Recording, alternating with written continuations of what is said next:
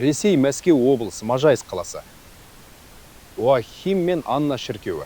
Біз шіркеуге кіреміз. Шіркеудегі еден плиткамен қапталған. Стандартты классикалық үлгі. Міне еденге әдемі кілем төселгендей. Бірақ бұл кілем емес. Бұл керамикалық плитка. Өте әдемі.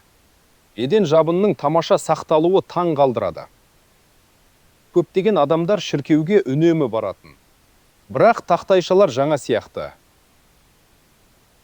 Мен жергілікті шіркеу қызметкерлерінен сұрадым. Шіркеудің едендік тақтайшалары қалпына келтірілмеген. Бұл өте жоғары сапалы ескі плиткалар.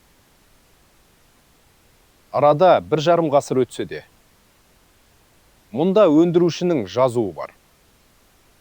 Қос және Дур Мәскеу, Қызыл қақпа аймағы. Шын мәнінде бұл өндіруші емес, сату өкілі. Керамикалық плиткаларды немістің Виллерой және Боч компаниясы шығарған. Можайск қаласының Кремлі, Әулие Николай соборы.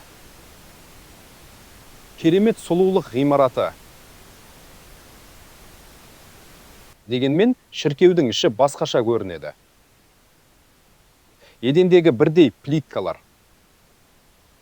Әр жерде әр түрлі түстермен әр түрлі өрнектер жасалады. Ғибадатхананың еденінде жұлдызды аспан. Өте әр түрлі дизайнмен үлгілер. Бұл шіркеуде керамикалық плиткалар кейбір жерлерде құлаған. Өндірушінің белгісі көрінді. Варшавадан келген поляк компаниясы Маривил. Виллерой және Боч неміс компаниясы. Метлач мерзік жазуы бұл нағыз неміс плиткалар екенін көрсетеді.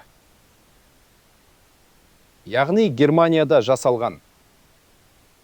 Егер ресейлік сенушілер сапалы және әдемі плиткаларда тұрса, Құдайға дұға ету әлдеқайда жақсы болады.